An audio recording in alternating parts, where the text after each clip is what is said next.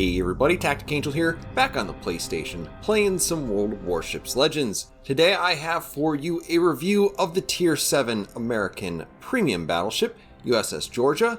For this review, I'll start with something like history, move into analysis, discuss commanders, run down the stats with you, and then we'll finish off with some gameplay. If you do want to skip around it all though, you should see some time codes down in the description. So, by and large, the Georgia is another wargaming fantasy, but not one that is completely without at least some historical basis. I would very much put this one in the same category as the Cheshire and Champagne, conceptually. The story for this one would probably begin in 1936, when the Second London Naval Treaty was being negotiated. The hopes were that all of the original signatories of the Washington Naval Treaty would sign on, thus continuing to constrain the construction of battleships to just 35,000 tons, standard displacement, and limiting the size of their main batteries to 14 inches. Not wanting to be left behind should one of the signers of the Washington Treaty bow out, an escalator clause would allow the displacement to grow by 10,000 tons, with a main battery of up to 16 inches, if not everyone got on board. By this point, Japan wasn't necessarily at war with China, but it was feuding with Russia, Mongolia, and definitely actively thinking about how many more countries they might want to pick a fight with. This included the United States, and in addition to the hit to their national pride being considered a second-tier power among these naval agreements, it also left them perilously close to not being able to deal with the United States Navy if war did break out between those two powers for some reason.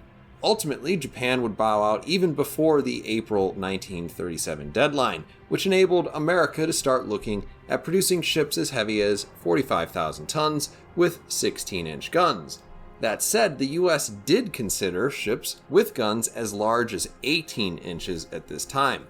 They did have an 18-inch 48 caliber gun that was tested in 1927 and then again in 1938. There were a lot of reasons why this didn't go anywhere though, probably the most important reason being that even in invoking the escalator clause, the US still wanted to be inside of a treaty system with at least the rest of the world. There were several reasons why the guns weren't a great option too. They had exceptionally poor barrel life, being theoretically capable of wearing out their barrel liners inside of 1 hour of sustained combat. That's a lot of manpower dedicated to a pretty limited amount of action. The guns took longer to load, considering each shell would weigh around 3,800 pounds rather than the 2,100 of the 16-inch shell.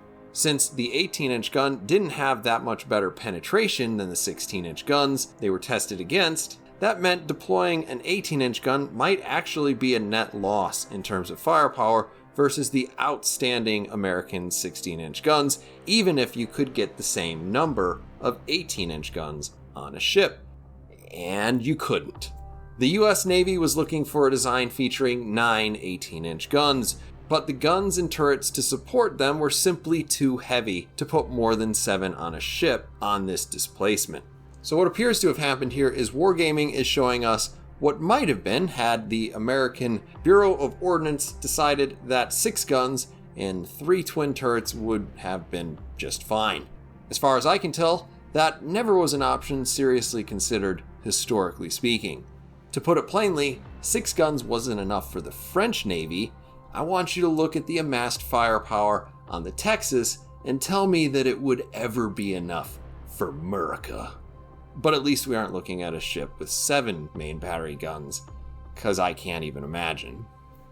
The Georgia in World of Warships Legends could be described fairly easily as the love child between the Iowa and Champagne, and that child would go on to want to be something of a Yamato, even if it was too small to live up to that dream. If you want me to disassemble that metaphor for you, since it probably doesn't make a lick of sense for most folks, what I mean to say is you can easily see the Iowa in this ship, her superstructure, the layout of its secondary and anti-aircraft suite. They're similar and, in some cases, identical to the last class of US battleships ever made. Unfortunately, she also picks up some of her tortuously slow turret traverse of her real-life half-sister. She also has pretty poor turning characteristics, just like the Iowa class, due to her huge length to beam ratio. But she is actually a bit shorter than Iowa, so she does turn better and is faster. But that kind of takes us to where she starts to share traits with the Champagne. This is due to the number of the main battery that you have, for one, though you don't enjoy the same range or accuracy as Champagne herself. You're nearly as fast as the French battleship, and turn better than Iowa, at the very least. On top of that, you have exactly the same consumable arrangement, including a fast recharging heal, a speed boost, yes, on an American ship, and the aspirations to be a Yamato come in these 18-inch guns, which is just a bit smaller than 18.1 inch. Doesn't seem like a big difference, but 18.1 and its friend 14.3 is the difference between automatically penetrating 32 millimeters of armor and bouncing off of it if it's well angled. This means that while the Georgia can overmatch the 30 millimeter bow of Edinburgh or the turtleback of ships like Hipper, she doesn't ignore battleship bow armor like Yamato. And that's why Georgia never quite grew up into that ship, on top of having only 2/3 of the guns. I suspect folks who will enjoy this ship are the same kind of people who enjoy ships like the Alabama, the Massachusetts, and the Iowa, but maybe want a faster ship. Also, there's always a certain amount of joy when you score a Citadel with just about any ship. Landing a Citadel for near about 16,000 damage is just that much better, and it's probably enough for a lot of the players out there. When we talk about commanders, my sense is that you will notice one of two aspects about the Georgia: either its fancy, fast reloading heal, or the fact that trying to hit anything with 6 guns can often lead to being disappointed. Some may refer to this as the Gneisenau effect. Now, to be clear, you will want to do something to combat the Gneisenau effect, because this ship does not inherit nearly the accuracy of the Champagne, which can almost casually hit things from any range. So I would recommend that with most builds, consider first artillery plotting room, even before worrying about who is at the helm of this ship. After that, Sims is going to be the commander to fight against the accuracy issue endemic to having so few guns in your main battery. Along the way, you'll also pick up the best turret traverse and even more alpha damage and range, more than likely. Like the Gascon, your choices here do reduce the speed of the Georgia, but you'll still be more mobile than the Iowa even after those penalties. I will warn you though, if you're not a good shot, or if you're targeting a ship that is actively dodging you, all of this accuracy can cause some issues for you, because the shells will land right where you want them to, and sometimes the ship's not there. If you want to exploit the heal, then your name is probably TacticAngel. I'm not sure if I'm writing this section of the review for any other players, but you can make a ship with impressive survivability with 5 powerful heals and a recharge as low as 36 seconds. If you decide to do this, I would probably do myself a favor, improve your AA and your turret rotation, because that's more useful than anything else you can do with your extra skills, and unfortunately, that's pretty much all this build is going to get for you.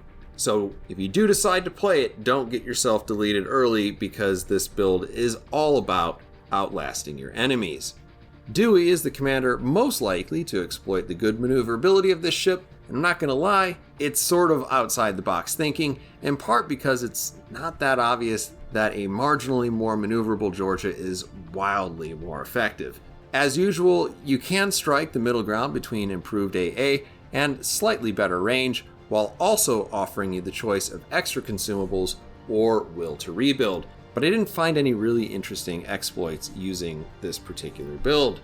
As we come to stats, we'll be talking about Georgia versus the field, with particular attention paid to the Iowa and Champagne for obvious reasons.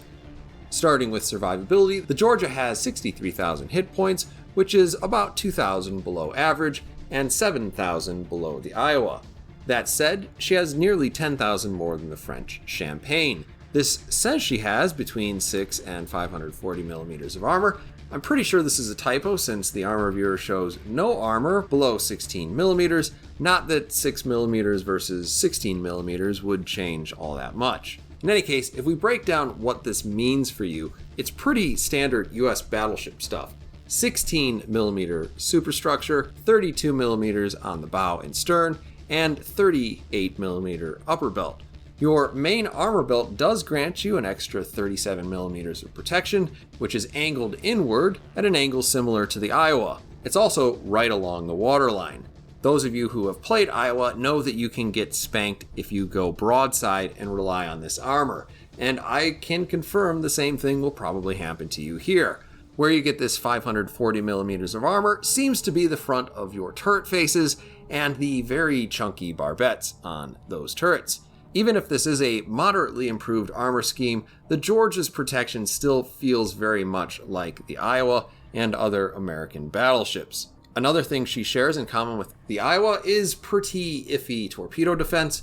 While 26% is 1 point higher than the Iowa, it is still lower than average, so you will want to try to dodge. For your artillery, you have 3 turrets, each with 2 18-inch guns. At 457mm, that means you can penetrate 31mm of armor, which isn't a value that you see in the game. But 30 and 32 are. You will only overmatch the 30mm, unlike Yamato. These can shoot out to 17.2 kilometers, which is the average for Tier 7 battleships. Both Champagne and Iowa enjoy longer ranges, being able to outgun you by 300 and 500 meters, respectively. Your 26-second reload is surprisingly swift, being 2 seconds faster than Champagne, but does have this 45-second turret traverse, which is tied with actually a whole bunch of other American and Japanese battleships for slowest at the tier. You might be surprised to learn that this 6,450 damage on the HE is actually not the best HE damage at the tier, nor is this 43% fire chance. In either case, you probably shouldn't be shooting a lot of HE, except if you know you're facing a destroyer, or a few of the particular cruisers you can face in a Tier 7 battleship that is so lightly armored that you're guaranteed to overpenetrate it. Otherwise, you'll be using this AP, which at 15,750 does make it the best Tier 7 battleship damage. As a package, this does make your AP damage per minute on the low side of average and about 10% behind the Iowa, but it is 40% better than the more accurate and longer ranged Champagne. The Georgia's secondaries and legends are nothing special. The range, damage, fire potential, and even firing arcs are basically identical to the Iowa. And while these 10 twin 5-inch turrets do make up your long-range AA, you do have a slightly less impressive AA suite than the Iowa. It's still very good though, as you inch out both the South Dakota class battleships we have in the game currently, if only just barely. This means, like every other American Tier 7 battleship, you are definitely not the first target most carriers will want to pick on, and since you can't purchase aiming mod in slot 1, this is definitely a ship where you should consider AA mod to make yourself even that much more dangerous. Coming to maneuverability, you're fast at 33 knots. That's 3 knots better than the Iowa, which is exactly average for the tier. Though the Champagne will outrun you, right now it's the only Tier 7 battleship that can say that. It's not surprising that you have a lengthy 890 meter turning circle, and your rudder is not exactly fast at 16.5 seconds. This is 30 meters and 3 seconds better than the Iowa though, and combined with the speed of the Georgia, the difference is definitely noticeable. When looking at concealment, you're 100 meters worse than the average, very noticeable battleship at Tier 7. You probably won't find that really puts you at a major disadvantage, and similarly, you have really impressive 15 kilometer detectability when firing from smoke. I'm not sure any serious battleship player relies on this particular stat, but that is the worst detectability when firing from smoke at the tier. Considering you're firing bigger guns than anyone else though, I'm sure that's not that surprising. And finally, consumables. Like I said, you have exactly the same consumables as are found on the Champagne. This means you have a damage control like everybody else. Then as we move quickly into this heal for the Georgia, this restores a standard amount of hit points, but it recharges at just 40 seconds, half the recharge of your standard battleships. Considering your 10,000 extra hit points versus Champagne, this is a quirk that you can make much more of than in the French ship. Next, we come to your standard choices for ships that can launch a plane. You can either choose a fighter, a spotter, or your enhanced secondary targeting consumable. Depending on what other choices you've made, either plane can be a reasonable choice. The spotter is probably the more natural choice with a ship with only 6 guns, but you would be forgiven if you wanted to offer yourself as much protection as physically possible against aircraft carriers if they're in the meta. So at least for the next 2 or 3 weeks, and then hopefully never again. In any case, there's probably not a lot of reason to choose enhanced secondaries. For one, the Georgia doesn't have really good secondaries, and frankly, playing this ship a little further away isn't a bad idea, because versus certain targets, also known as cruisers, you often benefit from losing a bit of penetration with guns this big at range. The last consumable here is going to be the Georgia's engine boost. Now this is exactly the same sort of engine boost that you get on the Champagne. It's going to increase your speed by 8% for 3 minutes with a 3-minute recharge. This is very nice, in addition to the already impressive speed enjoyed by this battleship. Alright, now we're going to get into the gameplay. We're going to be on Haven. And obviously we load into the Georgia. All in all, I kind of like the look of the Georgia, even though I'm pretty sure that this is not a US camo pattern. It actually looks very French, so that kind of fits. But without ado, I will go ahead and put my commander up on the screen. Those of you who were paying attention to the lower left-hand corner probably could figure out what was going on here immediately, but since I did my review of the Champagne with a survivability commander, we're going to go ahead and do my review of the Georgia with the survivability commander as well. The things I will take note here is you do want to use the artillery plotting room, and I would highly suggest, once again, using the AA mod in slot 1. Other than that, no real surprises here. Part of the reason we're doing that is just to kind of show, like, what's the difference in terms of accuracy. You should be able to notice the difference if you have seen both of those reviews. In any case, we're making an aggressive push, as we usually do, and while I was jabbering away about what I was trying to do with this particular review, I have already done quite a bit of damage. I think that cruiser was going to accelerate, but apparently he did not get the memo, and as a result, I didn't do a whole lot.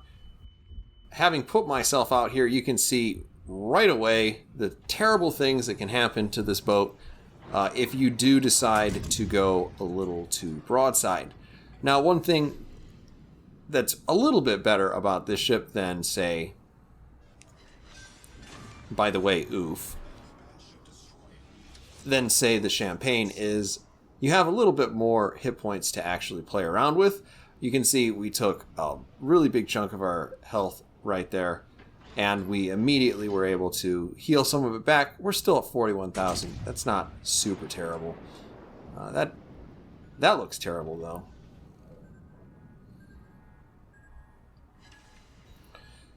Slowing down and turning out, it looks like we probably would have dodged most of those torpedoes, but we don't really need to worry about that, and as the case may be, there's not a lot of really good reason for me to be over here firing at super long range.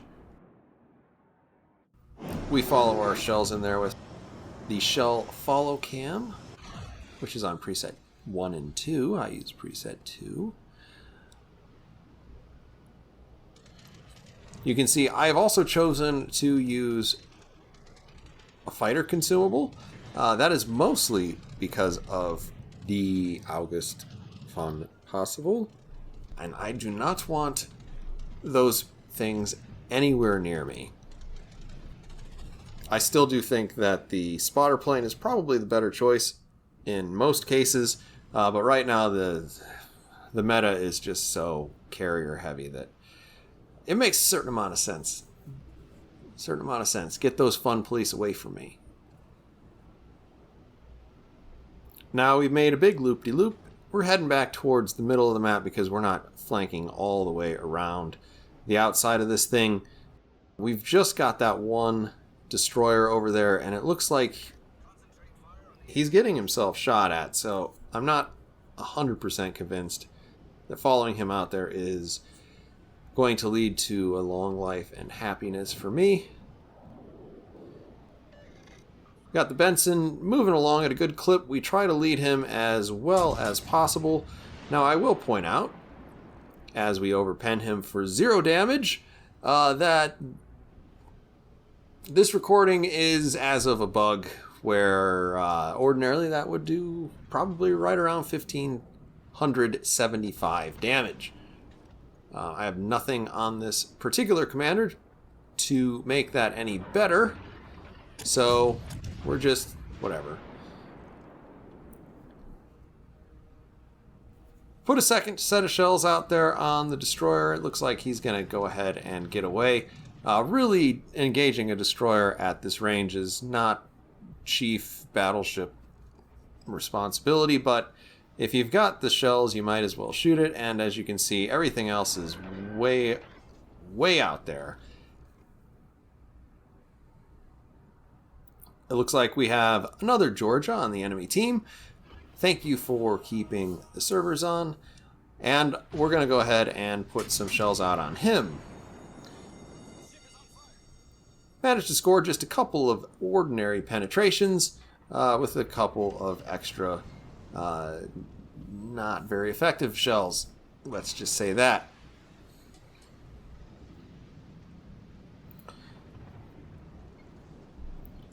We have some pretty good shell groupings in most of these cases, but you will notice that the shells are a little bit more wonky in terms of usually spreading out a little bit more than you'll find on the Champagne, because with the Champagne I found I was able to group my shells pretty well on almost all of my shots, even without using an accuracy commander.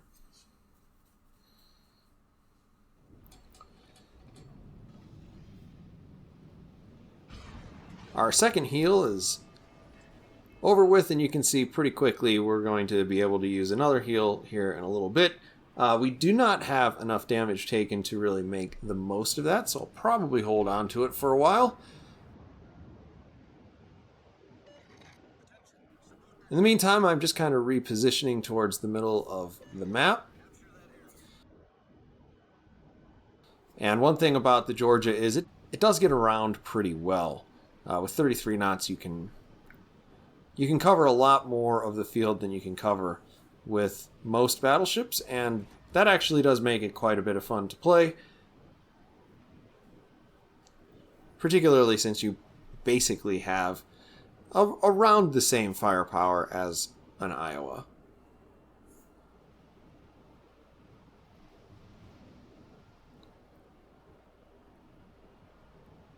Right now it is still a pretty close game.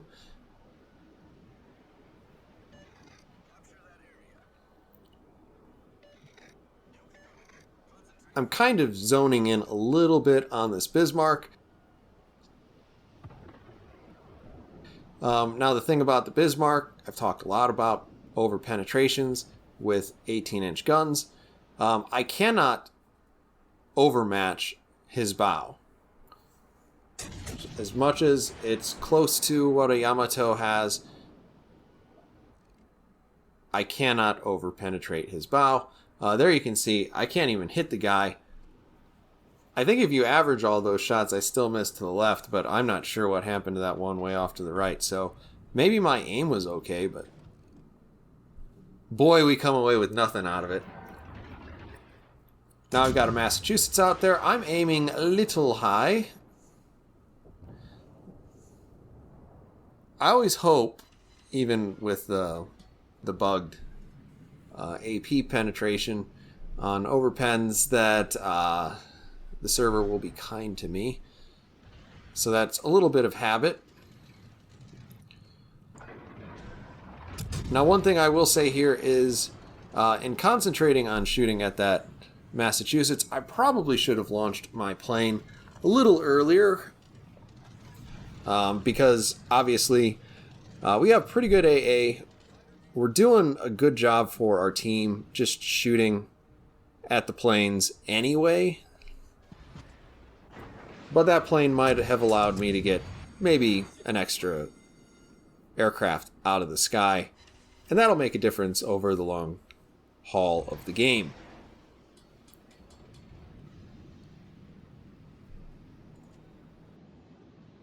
Trying to find our next target here. You can see George is way off in the back. I've got Miyoko in front of me. He looks like the only thing that's even close to a target, so I'll go ahead and see if I can't put some shells out on him. Trying to get waterline there because it's really easy to overpen everything. And if you do manage to hit in the right places, cruisers can go bye-bye really quick.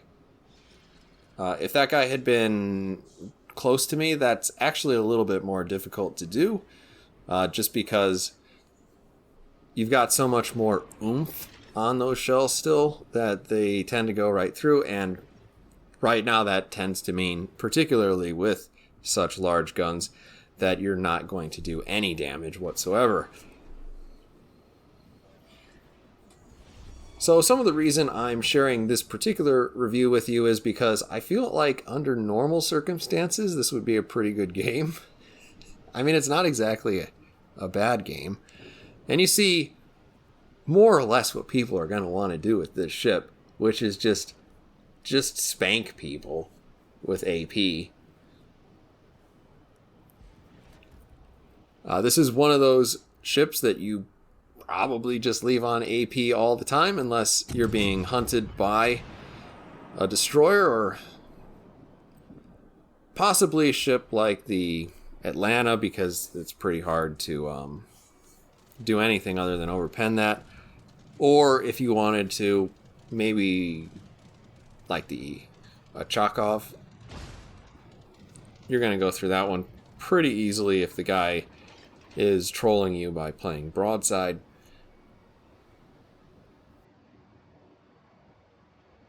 Now we have activated our engine boost because we really want to get behind this island so that the Hipper stops shooting at me. I can't see him, and I would ordinarily use my heal, but as you can see, I am right now kind of exchanging unhealable hit points for healable hit points. So there's a ship close enough to me that every time I take a hit, I'm going to regen that, and I can recover some of that regened health. In this case, I'm getting close enough to death that I didn't exactly want to risk taking another shot with 18-inch guns, not being confident that I was going to be able to finish him off with all the things that are going on right now in the game. But we do manage to take him out. We're up to 16,000 hit points, which is, not too bad considering I've used all 5 heals. Hipper is another one of these ships that has a couple of plates of armor that are exactly 30 millimeters that you enjoy a little bit of an advantage against. So if I were to hit him right on the turtleback, that would have been a lot better than what just happened there. That is the Gneisenau effect in full force. But for better or worse, that's where the game ends. So, closing thoughts on Georgia.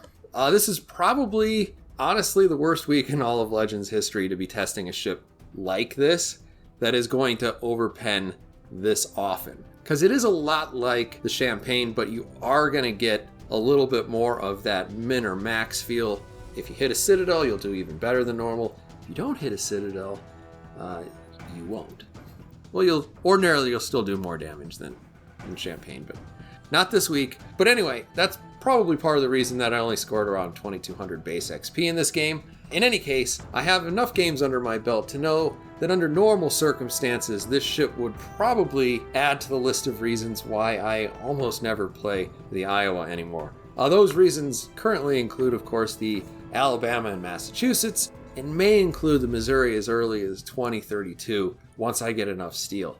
The problems I have with this ship are pretty much the same problems I have with every American battleship, and that is basically turret rotation. With her maneuverability, that makes her a bit more fun to play though, and even though I don't particularly love this French camo scheme that it has on it, I do think Wargaming have done a really good job modeling what appears to be the scheme for Iowa concept with kind of this fictional turret arrangement.